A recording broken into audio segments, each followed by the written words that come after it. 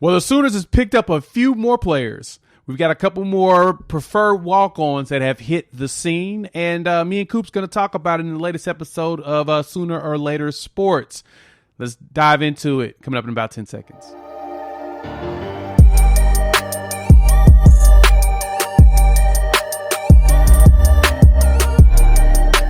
What's good, everybody? It's your boy Jay here with Unfair Sports, where we take a pensive approach to the sports conversation. And in this video, me and Coop are going to dive into the latest preferred walk-ons and the importance of having a good PWO system. Now, the Sooners have added about 5 players over the last week, so I haven't got a chance to drop a video for each one. That's going to come down the line. But outside of that, me and Coop's going to discuss it. So check it out. Now Junior Day has passed. We had a few commitments this past week. And, of course, we had Taylor Himes, which I did a video on him coming through and getting an offer. And then we got the crystal ball on him last week. And then he went ahead and committed at the end of this week out of Bethany. Big 6'4", 6'5" athlete is what he's listed as, but the expectation is he's going to play linebacker, especially if he does run a 4.47. So him and Jaron Canick are basically going to be like these two dudes just going to be running around real fast, and they're going to be hopefully lighting folks up and being in the right spot, which will be dope. But I think the one thing that I want to talk about here is the value of the PWOs, and there's a reason why.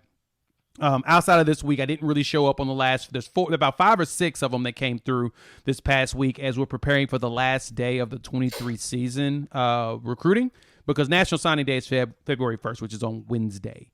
And so I didn't get a chance to really drop videos on these players and show highlights and stuff like I normally do. And that's on me. But I wanted to point out the value of these players. And there's a reason why I like showing the PWOs, in which we're going to show some videos of a couple of players in a minute and talk about. For those on listening to the podcast, go ahead and you probably want to go to the YouTube and watch some of this film that we're going to show up, because there's some really good players. And so first and foremost, let's break it down from here. Is the value of a PWO system, and a healthy one, is that you're going to have a lot of scout players that are going to be under recruited. And they'll first give you good visuals on the field, because you need really good practice guys, additional practice bodies. But you may find a diamond in the rough in that group that no one looked at. Back in the Stoops era, we had a very robust PWO system, a lot of walk-ons, and a lot of players that, I mean, honestly had chance to play more because they walked on. Hell, look at Baker Mayfield. He walked on. He transferred here as a walk-on and said that I'm going to take Trevor Knight's job. That's the job that I'm going to take. And what did he do? He took the job.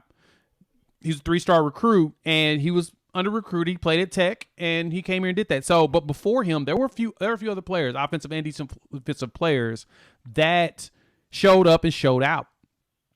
You get some of these kids in Schmidt's system, you'd be surprised at the type of players you get, because I'm looking at some of the ones that we did get in the PWOs, like some of the linemen, like Drew Batts, and I think Andrew Heineck. I think they both played 8-man ball in Oklahoma because they were at really small schools.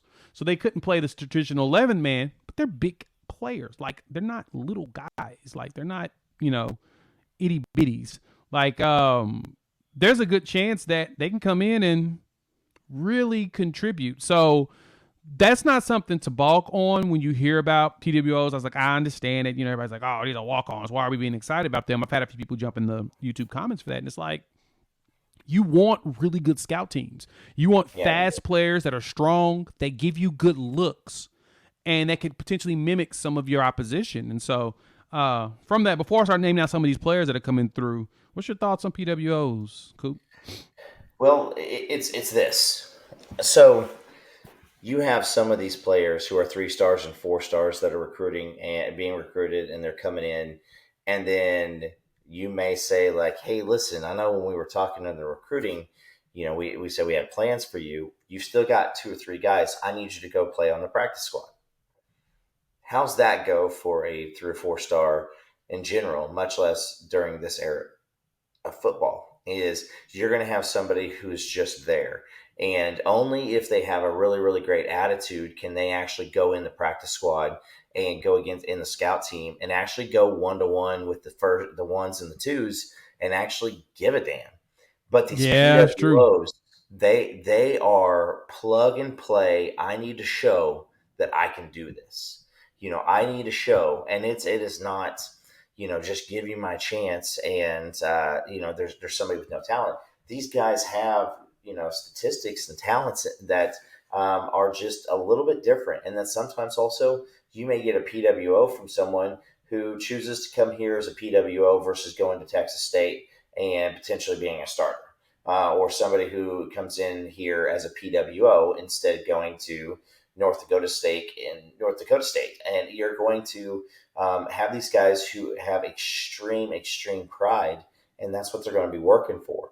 Because we can grant one of these guys a scholarship by busting your butt, by going out there and going crazy. Because again, you may not have, we can. You're going to have to boost my memory here because I'm going to go blank on this. But we had an H back fullback, and I want to say it was right either before or after Aaron Ripkowski. Maybe it was Ripkowski. I can't remember. But he was a guy who was an absolute practice team guy. And injuries happened out in front of him. He got his option, and he seized the moment, and he became, the fullback for our team and opened up holes on the running game. Those type of things, these happen versus just getting somebody who isn't going to get to play and asking them to have a good attitude, while they perform on the scout team all year when they thought that they were walking into a starting lineup because they were the best player on their team in high school. No, you're right. That's straight up. That is what you're getting out of these PWOs is players that care, that want to go out there and prove that they get the chip on the shoulder, and Sooner fans love players with chips on their shoulder. And so let's talk about a couple of these players that did come on it. Like here's one, Kale Fugate from Bigsby. Got some film on him. We're gonna add him in so we can kind of watch it while we talk. For those on the podcast, feel free to check this footage out. But Coop, I'm gonna be honest, man. I see some talent here. He was Defensive Player of the Year, 5'11", 185, and statistically, he had a good year. He had 36 receptions for 680 yards, 12 touchdowns for senior year, 66 tackles, 5 interceptions, 2 pick sixes, 7 pass breakups, as well as 2 forced fumbles. He's fast. He can catch. And he plays good on defense. And so he's an athlete that's going to be able an opportunity to play on both sides of the ball. He's one of the few that I could find really good film on. Him and Drew Batt, which I'll show him in a minute. He's a big boy. But when I saw Kale and I saw some of the footage from one of the playoff games, I was like, oh, I'm surprised that he didn't get more attention. But at the same time, I get it. He may have just not, it just didn't pop off for people. And that happens. That's one of those things that happens to players of his caliber is that, yeah, he's good. It's just something about him rating-wise the recruiters just didn't see, or some of the coaches didn't. And so we signed him. We got him as a like I said, preferred walk-on, and he's going to do nothing but bolster this room. So he's a big one. Next up, Drew Batt. There's another one. We got some pancakes here, and I know you like pancakes, Coop, as we've talked about this in the past. How you feel about this kid? Again, going back to Bixby. If you are not in this side of the state and you don't know who Bixby is, it's because you don't listen or think about high school football. Bixby has been, they have one loss in the past 4 or 5 years, and that was this year, and then they got their revenge. And we've got whenever you're throwing folks around, again, like Mr. Bat here, that's what you're supposed to do. You're supposed to come in and play with a mean streak. That last, award-winning offensive line that we had we had some mean SOBs out there who were going to put their hands on you. With Cody Ford, that's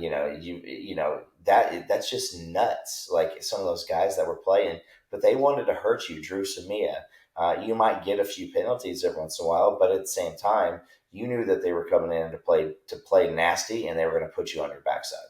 And Right. so And I like Mr. Bat here going to look get at his size. Yeah. Look at his size. 6'8", 250 pounds is what he's quote unquote listed. I think he's way bigger than 250. I think he's actually closer to 3, but he's a giant. Like, he's huge. And as we're watching, and he's out there just beating people up. He's huge. That to me is another big deal on having a player of his caliber on this team. Getting with the size, and then going down the list of other players. We picked up quarterback Reed DeQuazy from Carl Albert. I think he was hurt for about 6 weeks based upon what he said on his Twitter, and he helped lead the team to Carl Albert to 5A championship. He's going to come in, and I think he's going to come in to really compete. And he's a local legacy. And all we're doing is adding. His dad is Brent DeQuazy, who played linebacker here at Oklahoma. And so, yeah, just adding players. And then you've got Andrew Heining. I couldn't find much info on him outside of just that he's huge. He's another big lineman that's going to come in and add depth at the offensive line and compete, or potentially even defensive line. And then wide receiver Eli Merck. Now, this was a fascinating one for me. Out of South Carolina, we offered him back in December area, and he's like 6'2", 180. And he had an offer from Appalachian State, my apologies. And we snatched him up. Like, I was in shock. I was like, oh, no one's really offered this young man. And I'm kind of curious as to why. Because he's got a nice size, got a nice stature, and I'm assuming he can play football. But, yeah, he'll be here at Oklahoma as well. So the list is growing on the players that we decided to pick up. And that room is going to look very, very, very, very impressive long term. So if anything, wrap your brains around the fact that these players are here to bolster up the current players. Iron sharpens iron. And as long as these players go out there and work hard and hustle to get themselves a position, which Schmitty's going to make sure of that, we may find one or two diamonds in the rough that may come in and do something, man. We still have injuries. Remember, this is football. And unfortunately, with football, you're going to get injuries here or there. Adding these particular players is something that's going to be something very much special long term. So I think the last thing really to kind of point out is Taylor Himes did give us his commitment this week. Taylor, who was one player that I talked about in another video just because of his size and stature and speed coming out of Bethany. What did you think about Taylor when you saw him running around? When I first watched it, I thought, well, surely he's not that fast. And then you just watch play after play after play, and some of the things that they were having him do. It just looked like, most of the time when you play a video game against somebody who is not as good as you, you've got a play that you can just go to and it's going to score every single time, and you just show mercy by not using it every time. And it's kind of like what this film looked like. It's like every once in a while they didn't use him, and they're like, hey, just so you guys, look at something else. But he is long, he's athletic. And again, I think that as you see this staff bringing in a set of guys who are athletic, who have raw skills that you can't teach, and willingness to come in and compete and learn, this is a guy that we can have and we can stash. And then, next spring game, he makes a couple plays and you're like, what? And then like 2 spring games from now, you're like, this guy's going to be on the field this year, right? And all of a sudden you forgot that 3 years later, he's out making plays for the team. And that's what Brent Venables brings in. No, you're right. Like I said, diamonds in the rough, man. Getting those 3 stars and coaching them up is huge. That's the development piece. That's the development piece that Brent Venables was supposed to bring into Oklahoma anyway. So it's not something that we can truly argue and say, or even, what really can you say? You know, that's basically what Brent Venables was brought here to do. Is the same thing he did at Clemson, is develop players up. Actually, he did it here too. Develop players up and then get them to where they're performing at a high level. And hell, hopefully we get another Kenneth Murray. You know, Kenneth was a 3-star linebacker. Got drafted in the first round afterwards, didn't he? Yeah. K9 was a beast. So don't forget about that. Hopefully we get another one of those. Hell, Taylor could potentially be something like that. He could show up and show out and take over, especially if he bulks up. If they get him closer to 250 and he's still able to keep at least the 4.5 speed, because he said 4.47, I think is what is listed, an 11.24 on his 100. If they can keep him at that speed or close to that speed while bulking him up to over 225, 230, he would be terrifying at 6'4", 6'5" at the linebacker position. Everybody's going to have problems. And they're going to have problems with us because we're going to have a bunch of size and length. I'm telling you, man, Brent Venables had a conversation with Sam Presti. This Oklahoma team has been looking similar to the way the Thunder is built. A whole bunch of dudes that are tall, long arms. Some are lanky that you're gonna put meat on and have them run around and just throw your hands up and just deter everything. So good stuff, Coop. Thanks for pulling up as usual. Hey, folks, thanks for pulling up here to Unfair Sports on our Sooner or Later Sports podcast. Talking all OU football here. Of course, we'll have some more coming up soon next week. Potentially may drop one midweek as early as the official signing day is on Wednesday. Probably may go live after that in the evening, probably about 9 p.m. Central Time. Talk about, what if we decide to win any other players. I know the one player that we did offer was Taylor, and he may be the only one that we got out of just regular signing day, as everybody else is already committed on early. And those that could be here are here, and those that aren't are going to be here this summer. So outside of that, thank y'all for pulling up. Hit the like, subscribe, and the bell notification if you're watching on YouTube. And then if you're listening to us on the podcast, wherever podcasts are downloaded and listened to, rate us, review us, and give us 5 stars. You don't think we deserve it? Just go ahead and give us 5 stars anyway and gift it. And with that, we will chop it up with y'all probably in a few days. More videos are coming out. I'm back on track. No traveling this week for work, so we'll drop some content around some of these PWOs. Chop it up with y'all later.